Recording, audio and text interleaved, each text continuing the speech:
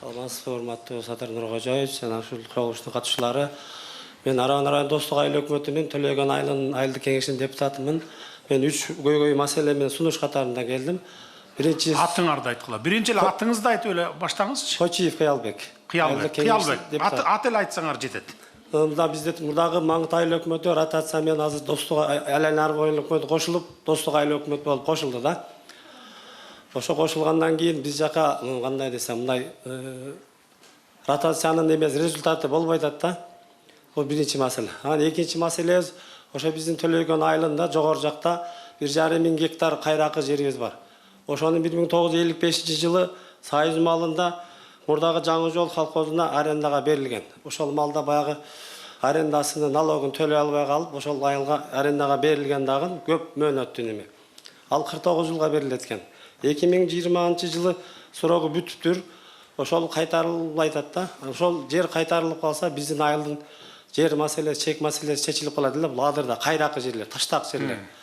Эгин эгилбей. Сиз жазып алыңыз да, муну карап коюңуз. Анан экинчи маселе ошол эле биздин айылда 36-жылы салынган маданият үйүбүз бар. Азыр башым кароосуз калган. Азыр жаңы кинолор келип атат, биздин айылдагылар көрө албай атат да. Ошол маданият үйүнө карап берсе. Курулуш министрлиги. Бул 2 жылдан бери, 3 жылдан бери курултайга барат. Көлөмүн анан кайра жаңыла турган болсо канча сумма кетет экен ошого? Анан биздин Достук айыл өкмөтүнө коюшулгандан кийин биздин мурдагы Маңгыт айыл өкмөтү. Тартыш акча маселени тартыш, айылыбызда суу маселеси бар. Жол асфальттар бүт начар да.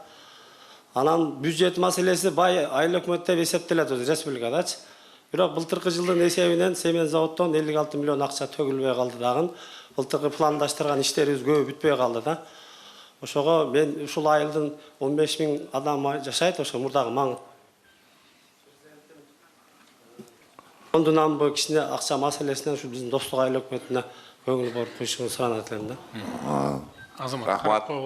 Үчүнчү микрофон. Аз мен буга чейинки жанагы бала бакча иштеткен эжеге бир эсиме түшүп калганда айтып коеюн. Жалпы эле кыргызстандыктарга тиешелүү кимде ким бала бакча курам, мектеп курам деген болсо жеке биз жерлерди бекер берип атабыз. Райондордун центрларына, райондордун борборлоруна, кичи шаарларга и областтардын борборлоруна, анан Бишкек, Ошко. Мына Бишкекте, Ошто берип атабыз биз. Бекер беребиз да. 1 гектар, 2 гектарга чейин мектеп менен бала бакчанын көлөмүнө жараша. Анткени биз мектептерди салып кубалап жете албай атабыз да. Жылда төрөлгөн балдарыбыз, анан бала бакчага барган, мектепке барган балдарыбыз көбөйүп атат да. Жылына мамлекет 20-30 мектеп, 50-60 мектептен салышыбыз керек болот. Ошон үчүн жеке жактарды дагы жардамга чакырып атабыз. Биз жерди бекер беребиз. Мына жеке менчик бала бакча, жеке менчик мектеп аш деп. Ошон үчүн сиздерге маалымат катары. Ошко, Оштун өзүнө. Бала бакча мектеп салам деп, Давайте отказ кылбагыла, срочно жер таап бергиле. Кайсыл мектепте жанагы азыр 40ка чейин бала, 45ке чейин окуп атпайбы? Биз ошол райондордо, жетишпеген райондордон жер таап туруп бергиле да. 50 сотук болобу, 1 гектар болобу бергиле, салсын, жеке менчик кылып окута берсин. Балдарды бала бакчага алсын, мектепке окутсун балдар. Отказ кылбайт. Мына отказ кылбайт, биз берип атабыз мына. Түшүндүңүз, Түшүндүм. Көзөмөлгө алгыла мына. Үчүнчү микрофон. Урматтуу президентибиз Садыр Нуркожоевич, мен Ош шаарынын тургуну кечээ немеге жетишпей калдым, турмага жетип. Ураимова Жээнбү. Мен өзүм жеке неме менен келдим сизге. Мен ушу Кара суу базарында иштеп, Кушпакова Лайли деген сүткөргө алданып калганмын. Ал мыйзамсыз үйүмдү алып койду. Азыр талаада үйдө үйүм жок жүрөм. Ким деген дейсиз? Кушпакова Лайли Шамшидиновна. Ким Кушпакова Лайли. Лайли? Кушпакова Лайли. Процентчи, азыр деле процент акча берет. Ол 20 жылдан бери билебиз аны процент акча берген. Канча адамдар үйлөрүн алдырып, канча адамдар үй бүлөсүнөн ажырашып, контейнер алган ушундай адам. Азыр деле процентке акча берип жүрөт. Өткөндө неме январда сүткөрлөр боюнча неме чыкканда 6 арыз жаздык СМБга. Жазсак, СМБ прокуратурага өткөрүп бериптир. Прокуратура Кара суунун да болгон да бул иш. Кара суунун немесин өткөрүп бергенден кийин үчөөбүз менен соттошкон бул. Арзангандардан. Түшүнүктүү. Азырындагыла. Sergi neme жок deydi. Жоқ, Men үйüm мындай кылыңыз азыр. Улуттук коопсуздук менен ички иштер министрлиги. Мен силерге тапшырма бергем, мошенничество боюнча түшкөн арыздардын баарын карап, адилеттүүлүктү ордуна келтирип, эки тарап болгон болсо, карыз болсо алып берип, алдап кеткен болсо кайтартып берип, ушундай кылгыла да. Түшүндүңүздөр, Мурда бул ишти каралар жасачу, билесиздер, Чорныйлар деп коебуз, криминальный мир деп. Барып туруп арызданса, bir күндө алып берчү дагы экинчи тарабына минип алчу. Сен жарымын мага бересиң деп, анан дагы муну бер, дагы тигини бер деп отуруп, алып бергенден артыгын чыгарып ийчү. Анан биз бүгүнкү күндө андайлар жок, мындан ары болбойт дагы, ага биз аябай катуу карайбыз, криминальный мирдин жок болушуна. Ошондуктан мынакей ички иштер министри менен улуттук коопсуздук кызматы мына прокуратура дагы билет, мен айтканмын деги баш прокурорго. Мошенничество менен түшкөн арыздарды, баягы карыз бири-биринен, андайлар аябай көп болуп атпайбы азыр? Алып алат, бербей кетет, же болбосо анан распискасы жок, анан мындай деп доказать этет. Баягы эки жакты отургузгула дагы уксаңар эле белгилүү болот. Мына монтип уксаңар эле белгилүү болот да, кимиси күнөөлүү, чынбы? Бияка берип кой деп алып берип койгула. Бербейби? Эгерден шунчалык бир жанагындай зөөкүрлөнүп, нахалдана турган болсо, алып барып коюп койгула. Анан жакындары чуркап жүрүп эле берет. Андай случайлар көп болду. Миң деп саналат андай бүгүнкү күнгө чейин. Түшүндүңөр, Бияка кайрыласыздар азыр чыккандан кийин. Olup, men daha sözüm var. Дагы козготосуз азыр бияка чыгып туруп, эгерде алып бербей аткан болсоңуз. Anakta giydi. Anın üstüne bu yerde. Dördüncü. Oşat. Карагыла, мына иш козгоп анан неме кылып турган, кайра жаап койгон туура эмес да. Жороев Хабибулла Шайлаевич. Хабибулла да? Rayon sentriden 150-200 kilometre alışıkta yaşayız. Bizim birinci köyge aylığımızda bir mektep var, birden 4 geçen başlangıç mektep var da. O Aris programması boyunca salıngan mektep. Onun içinde peşke ortada kurulgan, üstüden şifırlar, paksamının bütken. Üstüden şifırlar jarılgan, tamçı ötöt, kışında tütöt, baldar okuş koşu mümkünçülük yok da. Daha hazırki mezgilde sivetem yok şu mektepte. O şu kurulgan, sivetem tartılgan emez. Biz de şu rayondan alыс жайга çıkanlıktan öte bizge... Kaysi ayıl dediniz, ayıllar? Kiçalay, Akburan başıma. Kiçalay. Kiçalay ayılı. Hazır bizge hazır bir karış kar jağadı 20 santimetre keçe zirmede. 6 ay kış bolot, 7 ay kış bolot bizde. Şu eski mekteplerden barın жазып алгыла ким азамат. Жазып алган 28ге чейин вообще мындай мектептер болбош керек да. Бүт жаңы чыкты. Mektep şu düşön mektebi de dilgerikte. Ortada peşke var, tüttü. Oldu, жазып алдык. Metrede baldarı taşıyıp da oşoğa 5 arça kampanyası var. Oşolar yol tar, bir busigimiz var, kişi avtobüs baldarı taşıyıtırga. Bunun eskiligi jetken. Күндө оңдойбуз болбойт, балдар 10 километр катташ өтө кыйын да. Şu mümkünçülük bolsa bir busik berseňiz şuga bir jardam kılın. Kiçi avtobus. Tak, kiçi avtobus. Nemeden gelgenler barбы? Avtobuslardan kalganbı janakı? Kalgan jok, ha? Tak, anda Жүздөн баарын таратып бергенбиз ушундай айылдарга. Калбай калды. Sen жазып кой, мен унутуп калбайын, эстетип коесуң. Мен өзүмө да жазып алдым. Bir avtobus alıp жибербейли бе, kiçi avtobus. Балдар таққан бусик.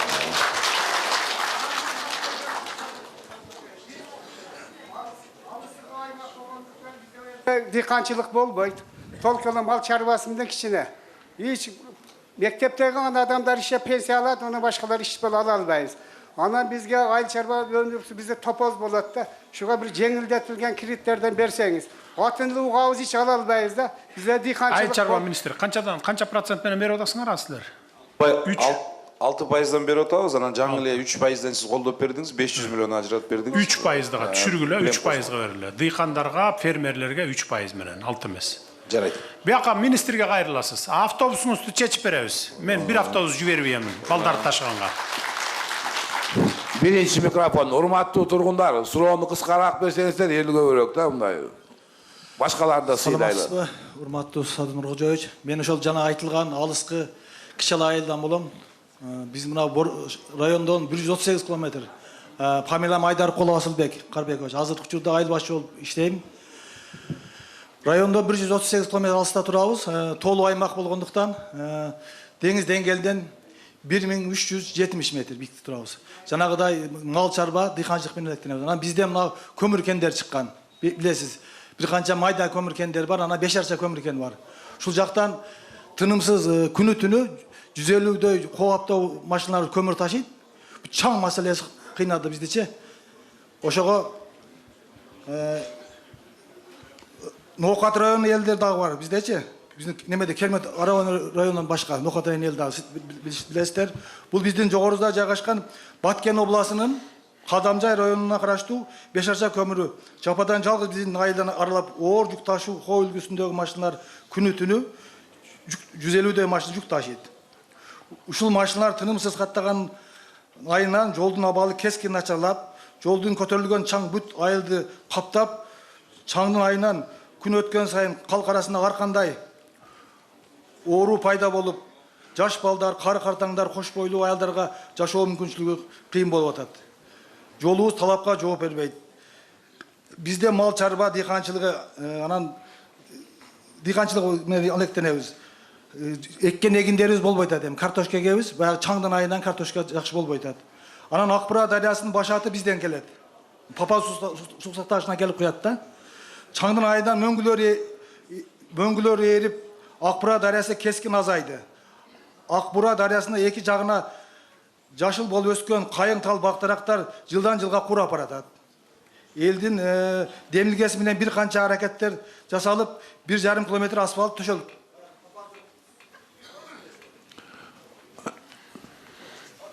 Жолдорго асфальттарды эми силердикине да жетебиз, кезек келет. Ага биз азыр биринчи стратегиялык маанидеги жолдорду, эл аралык жолдорду, анан эки райондорду бириктирген жолдорду жасап баратабыз. Силердин жолдорго деле бир эмдиги жылы, аркы жылдары жетип калабыз. Эми айылдын жолу экен да, айылдын арасындагы жолдорго жетебиз. Мына көрүп атасыңар да, Бишкек боюнча мурда эң көп асфальт басканы бир жылда, бир жайда, эми марттан баштап октябрга чейин. Bir 170 kilometr, 200 kilometrге басчу экен мурда. А биз былтыр 1,5 kilometrге бастык. Быйыл дагы 1,5 миңден кем болбойт, барбы жол министри? Туура. Быйыл да 1,5 kilometrден. Ошентип жүрүп отуруп, где-то bir 40 000 kilometr жолубуз бар биздин республика боюнча, айылдардын арасын кошуп алганда. Ошонун баарына жетебиз эми. Ал жолдорду, мектептерди мен айтпадым эми. Биринчи приоритетибиз ошо жол менен мектеп биздики. Карайбыз. Немеңер барбы? Мини футбольный полеңер барбы, жокпу? Силердин айылга Кудай буйрса бир эмдиги жылдарды жетип калат. Бир мини футбольный эме болот силерде. Ар бир айылга салып келтабыз республика боюнча. Мен бир гана суроо боюнча келдим. 1737 жылдан бери сакталып келген Кыргыздын тарыхый нерселеrini биз уламыштап, бирибизден бирибизге өткөрүп, ал сизге качан Кыргыздан жакшы хан койгонда алып барып бергин деген ошо сурооду аткарганы келдим. Мен сизге ошо китеп тапшырганы. Бул китептин ичинде Кыргыздын негизги тамгалары бар. Мынабы кийиз менен шырдак окулат. Eskiden kalgan bu kitapta. Oşo tamgany tikelep durup, elibizge azır en göygöylü nerse Kırgız tilini önüktürüdü bolup turat. Oşoga men emi jetip han keldi dediler, keldim. Kelip alışını sizge tapşırıp koysam, siz bunun içinde janagı bizim matematikalik esep belgilerdi mana Bişkek'te akademide Saparбай Zakirov menen Karatayev menen suragan ele. Men aga bara albadım. Şonun için özü aksakallar etkenday Kırgızdın hanı kelgende beresin dedim. Mana sizge tapşırgana keldim. Geliniz, ap geliniz. Özün ver koy, ciğer koy özün.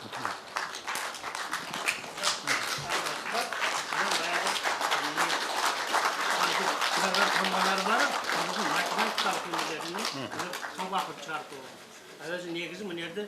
Lütfları tamgalı alfabetlerden bana şu Kırgız tarkagan nemeler tarifli sancalarda kolmu içinde daya. Bu 1738 yıldan beri saklap yapıyor. Men sizge tapşırdım. Makul. Rahmat çoğun rahmat. Allah razı olsun. Rahmat. Üçüncü mikrofon. Саламатсызбы, урматтуу Садыр Нуркожоевич. Мен Төмөн айыл өкмөтүнүн тургуну Эргешев Нарбай боломун.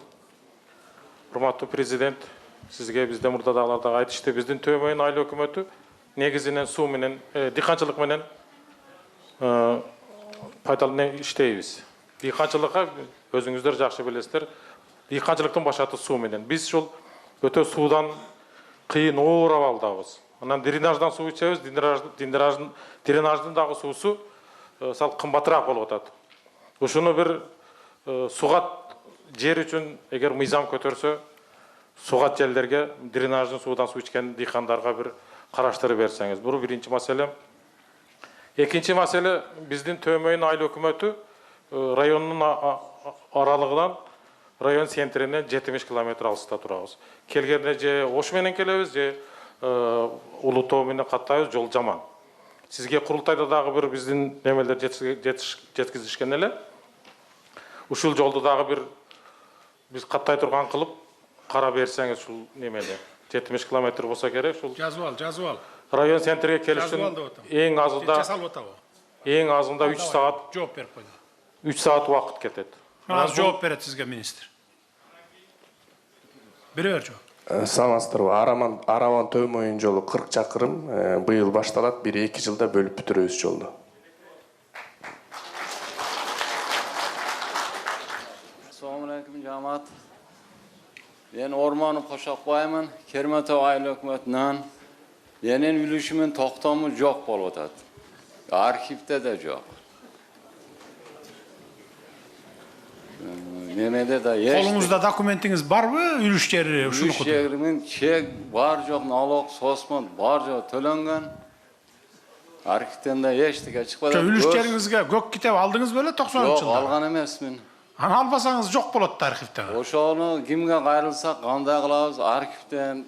Ал жерди иштетип атасызбы өзүңүз же вообще жок? Иштетип атам. Өзүңүз иштетип атасыз, бирок документи жок. Документ керек экен, токтом жок болуп атат. Өз регистр отказ кылды. Сиз 90-жылдан бери баягы жер бөлүштүргөндөн бери, үлүш жер бөлүштүргөндөн бери иштетип келесиз, 96-жылы берилген экен.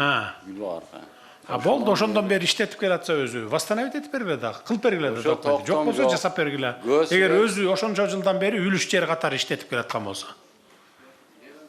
Регистрден отказ кылды, сотко карды, сот өз регистр карайт дейт, ушуну чечип берсеңиздер. Түзүп жасап бергиле документ. Эгер талаш жер болбосо, буяк башка кишинин жери болбосо, жасап бергиле. Биринчи микрофон. Саламатсызбы, Садыр Нуркожоевич. Мен Араван айылынан Гапиров Элмурат болом. Мен бир көйгөй менен келдим. Бул жерге өзү негизи апам келмек болуш керек эле, бирок ден соолугуна байланыштуу келе албады. Атыңыз ким дедиңиз? Элмурат. Элмурат. 86-га кирген апам өз эмгеги менен мына Аравандын центринде, сайдын жээгинде 3 этаж имарат салган. Капитальный строение. Ошону 24-жылы баягы Ошто Акборан дарыясы нугунан чыгып кеткенден кийин бизде как будто сел болгонсуп, бүт бардык строенияларды бузуп, мыйзамсыз салгансыңар, мыйзамсыз алгансыңар деп туруп, эч кандай соттун чечими жок, башкасы жок, же компенсациясы жок, бүт бар жокту бузуп салышкан. Биз сотко кайрылайлык десек, ошол кездеги жергиликтүү УКМКнын жетекчиси Жолдош деген Сагынбаев болса керек фамилиясы. Кайрылсаңар кайры бергиле, бирок по-любому сот биз тарапка чечип берет деп биздин үмүтүбүздү өчүрүп койду. Документтериңер бар беле? Бүт АПЗ, акт приемки, негизи сен мындай кыл, Нурдан, курулуш министрлиги. Отура берсең Нут кызмат. Силер эми биз правбыз дейсиңер да баары бир. Нурдан, сен бу жигитти эриштип алып барып, азыр чогулуштан кийин бүт документтерин карап, ошо чындап эле мыйзамсыз салынганбы, же болбосо ошо мыйзамдуу эле болуп туруп, жана булардын арызы чынбы, ошону мага азыр түштөн кийин айтчы анан. Жарайт. Телефондон айтасың, түшүндүм. Бияк менен чогуу барып туруп, бүт документтериңерди көргөзгүлө. Рахмат. Үчүнчү микрофон. Assalamu alaikum, урматтуу Садыр Нуркожоевич. Мен Чегават айыл өкмөтүнүн жергиликтүү депутаты Эргешбай уулу Муратбекмин. Биринчи маселем мен мектеп тууралуу да.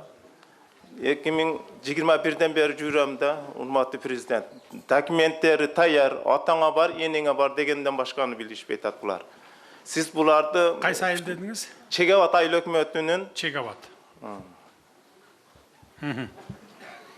Булар Ош областынын президент өкүлдөр буларга барбай эле сизге арызданышыбыз керек экен да. Bular iş kılып aytat. Oşo iş kayaka barışыбызды bilbeybiz. Mektep бүтпөй атат. Tayyor dokumentler. Немени бердиңер беле, кайсыл облус боюнча кайсыл айылдарда эски мектептер, кайсыл айылдарда кичинекей мектептер. Бердиңер беле? Өкмөткө берилген. Барбы сенде Нурдан курулуш? Берилген болсо анда салынат анда. Болду, түшүнүктүү. 1 жыл, 2 жыл эми чыдап тургула. Салынат, айылыңызга мектеп жетет. Бала бакча? Özü şipan деп салганбыз, 60 орун, азыр 100 орунду болуп атат. Ошону чоңойтуп жаңы салышыбыз керек. Ер суранышып атат. Жазып ал Нурдан. Бала бакча и мектеп. Мектеп бала бакча деп жазып ал. 5 жылдан бери. Бардык район айылдар алды, биздин Чегат айыл өкмөтү алып айтат. 2 айдан кийин алып беребиз. Андан кийин чек маселеси, урматтуу президент. Мына бакта өкүлчүлүк айтып атат, 2 айдан кийин алып беребиз деп атат. 2 айдан кийин машина келет деп. Мусор машинасы.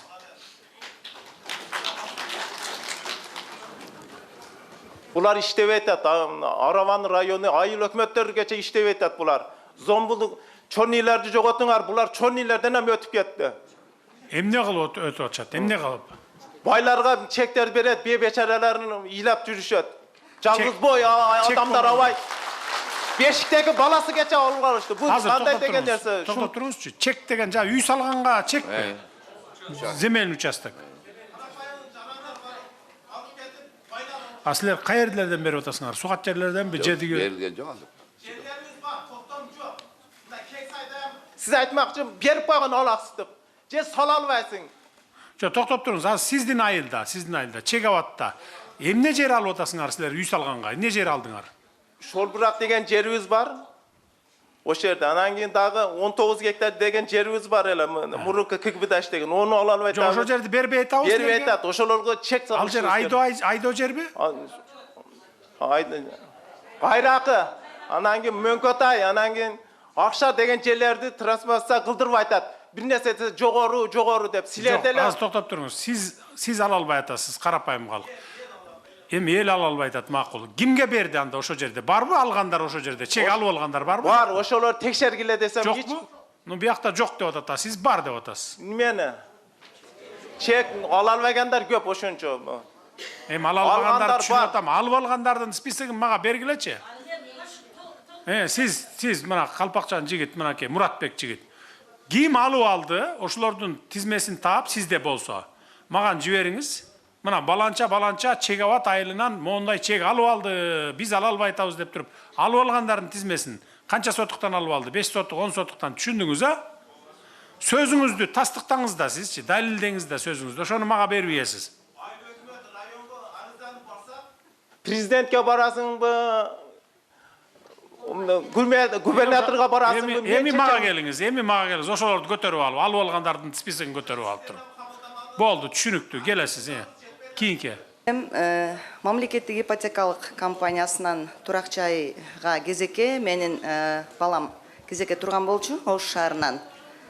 Кызматтык шартына байланыштуу ушу Манас шаарынан мамлекеттик ипотекалык компаниясынан алганга шартыбыз ушундай болуп атат. Мен үй бүлөлүүмүн, 4 баланын энесимин. Өзүм дагы мамлекеттик кызматта иштейм. Манас шаарында. Алдыбы Манас шаарынан уулуңуз? Жок, ала элекпиз. Биз 2 жылдан бери кезекте турабыз. Кезекке жазылып койгонсуңар? Кезекке жазылганбыз. Азамат, жазып алгын. Өзүмүн кызматы. Аты жөнүн бияка келип айтып кетесиз анан чогулуштан кийин. Биринчи микрофон эжекес.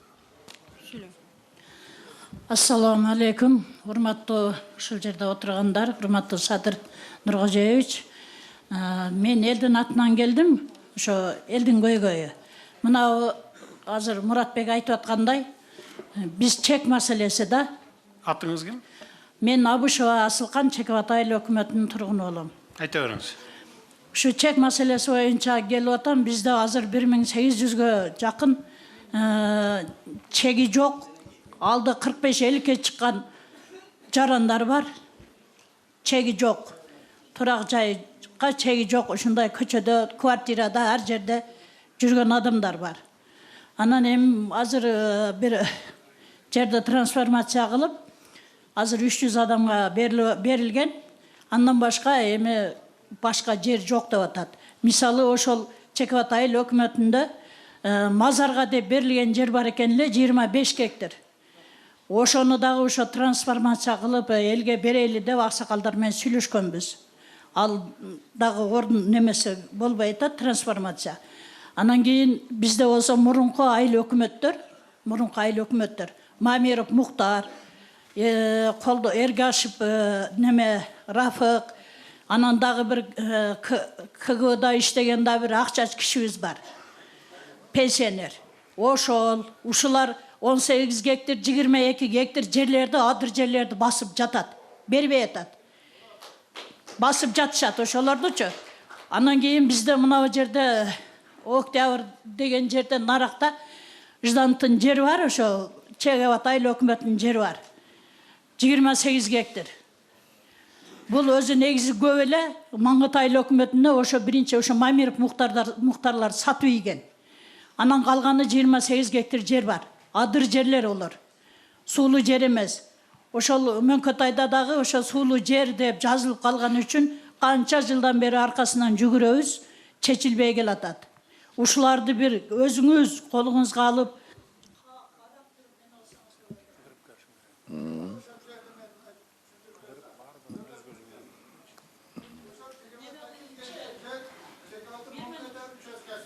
Бу Чекебат Араванга чейин канча километр айылыңар?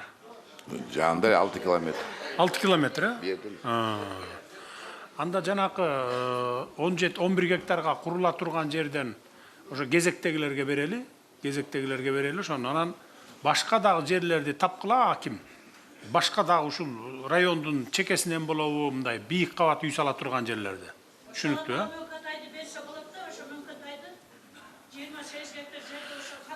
Өкүлчүлүк менен аким кыдырып чыккыла дагы маган жерлерди көрсөткүлө. Мына могу жерге болот экен, тиги жерге болот экен деп. Ошол кезекте турган, чек алам деп кезекте тургандарга биринчи очередь бергидей бололу.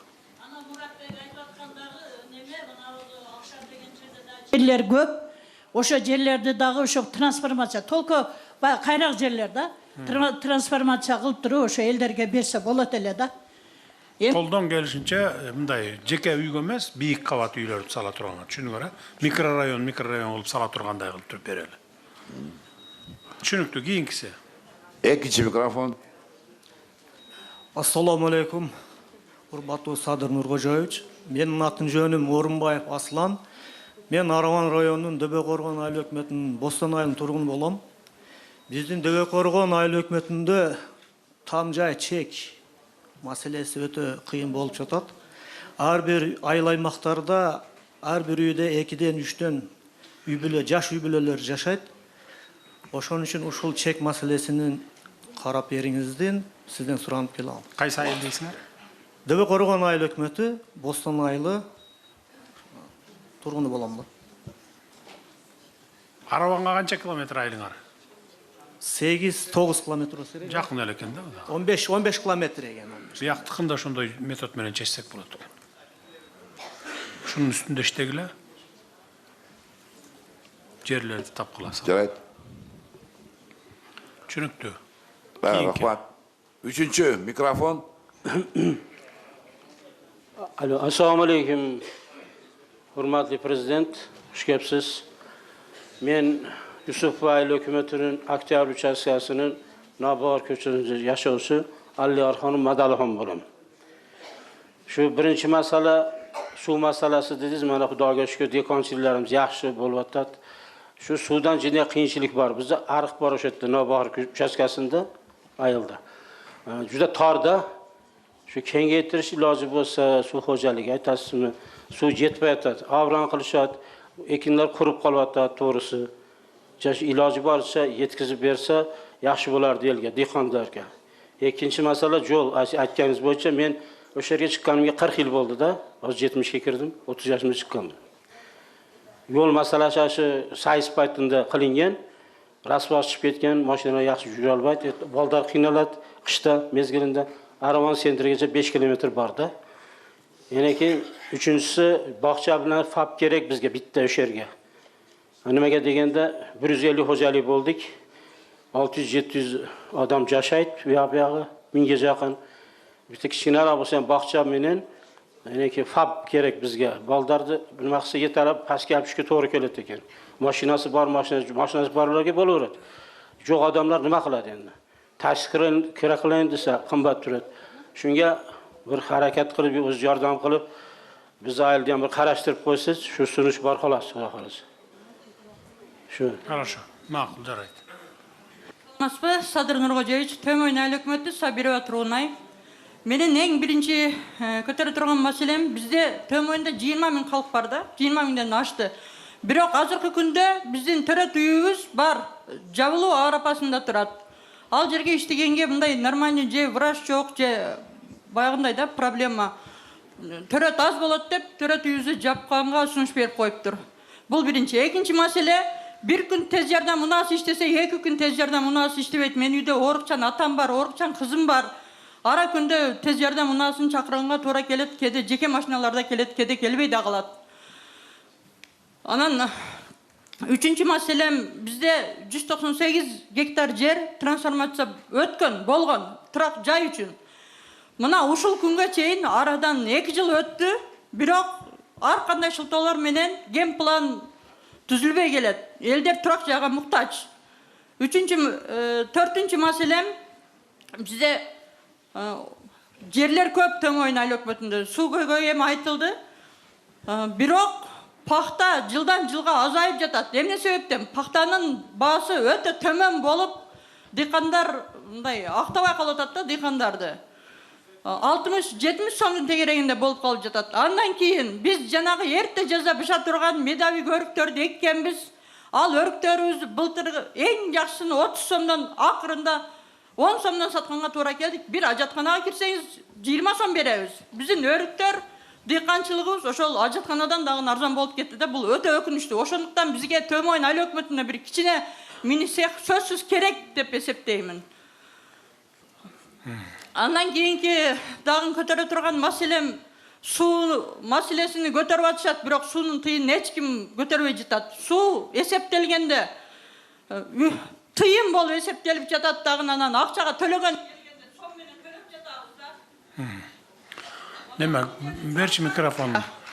Çoğun korrupsiya mana uşul suuda. Su problemasını hemen karap çetçet. Ova, uşul- Töret uyun japkanada da otpayız mı? Kança orundu töret uyu var sizlerde? Bir koyka var, bir koyka. Anan al jerge baylarının... Ayıl boyunca ошондо bir koyka. Ova biz mına Aravan rayonundan mına Ulu Toğu'nun yolu menen kelsek 65 kilometreden kelebиз. Eğer Oş menen aylansak 115 kilometr yol жүрүшүбүзгө туура келет. Биздин Tömoyn айыл өкмөтүбүзгө bir koyka bolsa dagы мындай заманбап bir жакшы төрөт үйү сөзсүз керек. Ал жерге мындай колунда бар байлар барбайт. Бечара эң кыйналгандар ошол Tömoynда төрөйт. Minister, var mı malumatınız bu boyunca? Маалыматым бар. 2025 жылы Tömoynda 450 төрөт болсо, бул ошо 450-нин 350-сү Кызылкаяга барып төрөшкөн. Tömoyndун өзүндө 44 гана төрөт кабыл алынган. 2026 жылдын 1 кварталында 6 гана төрөт Tömoyndун өзүндө болгон, калгандары же Кызылкая же Ошко кетишкен. Чынында Tömoyndун Араванга болгон расстояниясы 65 километр, бирок кышында машина жүрүү чынында кыйын экен. Эмнеге башка жакка кетишкен? Значит, сапаты, баягы немеси, состояниясы начар. Ал жерде бир эле төрөт койкасы бар, анан 3 акушер бар. Ошондон эл билбейм, ошо 350-сү сырткы барып төрөптүр да. Значит, демек шарты начар болушу мүмкүн. Силер мындай кылдык. Бул жерден канча километр? 65 километр. 65 kilometre. Ол жолдагы аябай начар жол. Келер келгенче мына ичеги. Так, давай анда мындай кылалы. Ал жердин шартын жакшыртып бергиле. Эң жок дегенде bir 5-10 койкага кылып даярдап неме кылгыла. Түшүнүктүү, э? Гинеколог. Үчөө бар деп атат го. 3 акушер бар. Акушеркалар бар, гинеколог. Депозит менен келген гинекологубуз 3 күн турду дагы, аны дагы роддомго киргизбей бул жака. Азыр эми мына апрелден баштап медиктер менен мугалимдердин зарплатасы көтөрүлдү да, ошондо азыр bir 30 миң алып аткан 60-65ке чейин алат, туурабы? Ошондо жанакы вакантный орундар жабылат деп үмүт кылып атабыз да биз, туурабы?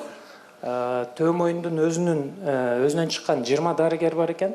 Бирок бирөө дагы Төмөйүндө иштебейт экен. Башка жактар, Ошко, Жалал Абад, Бишкекке кетип калган. Анан Төмөйүн боюнча мындай сунуш оңоюраак болот экен. Булар 350сү Кызыл Каяга барып төрөт экен. Кызыл Каянын территориясы Араванга карабагандыгы үчүн ал жакта эми жат сыяктуу жанагындай биздин район эмес, биздин территория эмес дейт экен. Бирок расстояниясы 17 километр экен да. Биз азыр мындай сунуш киргизейин деп атабыз.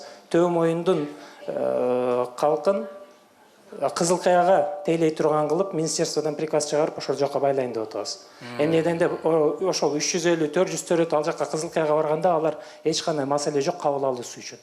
Ошондо 17 километр жүрүп калышат экен, а скорый каерде силердин скорыйыңар? Ошо Өкмөтүндө. Бияктан чакырасыңарбы анан ошондо? Жок, ошол Төмөйүн айыл өкмөтүнүн өзүнүн скорыйы бар. Өзүнүн скорый бар, бирок ол скорый бир күн иштесе, 2 күн иштебейт. Неге? Эскиби?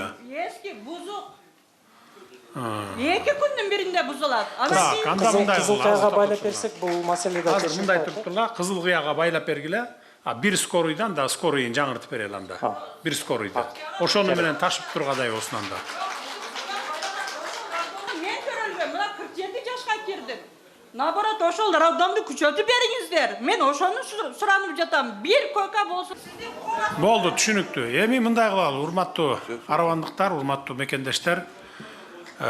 Мага уруксат берсеңиздер, мен кийинки жолугушууларым бар, барат элем. Токтоп туруңуз. Тынчып тургула, угуп тургула. Угуп туруңуздар. Ар бириңиздердин катыңыздар, сөзүңүздөр жетет мага. Мына могу жерде бардык министр калат. Мен гана кетем азыр. Токтоп тургула. Угуп туруңуздар, мына өкүлчүлүк калат, администрациядан келген управделами калат, бүтүндөй министрлик бардыгы калат. Мен гана чыгып кетем. Мага уруксат бергиле. Башка мероприятияларым бар меники.